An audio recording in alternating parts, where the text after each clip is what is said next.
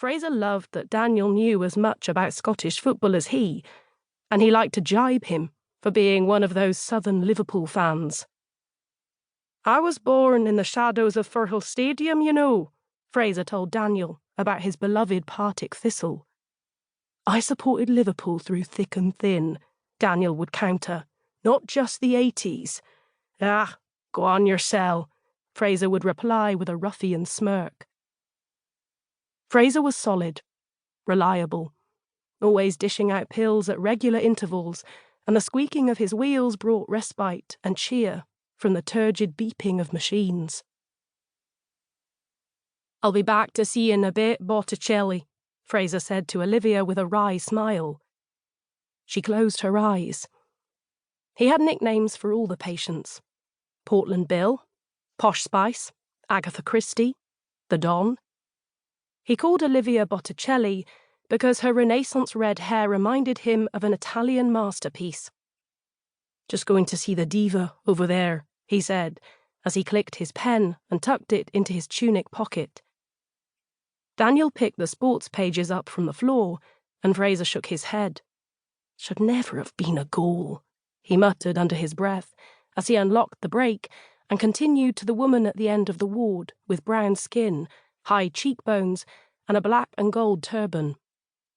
Daniel waved languidly as Fraser dished out his pillules and potions to the woman with one breast. Olivia turned her head, slowly, across the plump pillow it was slumped on, to look at Daniel. He gazed back like a tired and adoring child, and mentally noted how Olivia looked both young and old. The mole at the end of her lip, her rich olive skin, the cascade of hair. They usually made her look youthful and vibrant, but her skin was paper-thin and pale, wrinkled beyond the laughter lines. Today she looked 10 years older than she was. She squeezed Daniel's hand. "We've hit rock bottom, huh?" she said thoughtfully, the once flame-freckled lids of her eyes closing and opening in slow blinks. Daniel smiled, sat up and rearranged Olivia's hair so she didn't get hot. The open window enabled air to channel through the propped doors of the ward, but it was warm, the tail end of summer making both their brows bead with a slight sweat. He pushed her hair back off her face. Rock bottom. It had been a long time since Daniel first heard Olivia say that, but he sighed and smiled, awash with relief, to see a spark of humour. She remembers. Although English was Olivia's mother's mother tongue, Olivia grew up in Italy, with English as a second language. Despite her fluency, she sometimes got things wrong, much to the amusement of Daniel and their daughters. "Budgie up," Olivia would say, if she wanted to squeeze in on the sofa.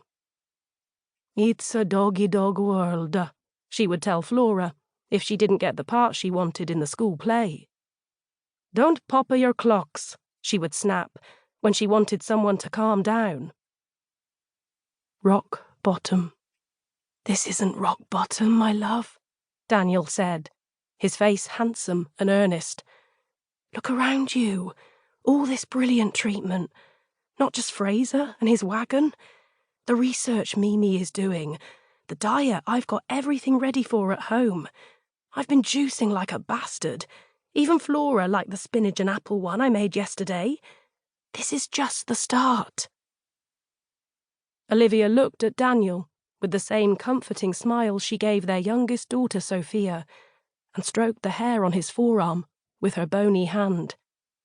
"Crazy sexy juicing, or whatever it's called, isn't going to help me, Daniel. You need to accept it." He swallowed. "Don't be so negative.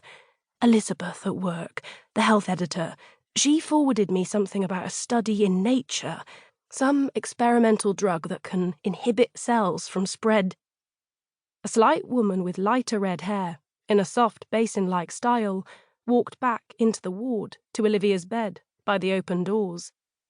"Got them," she interrupted, thrusting a note.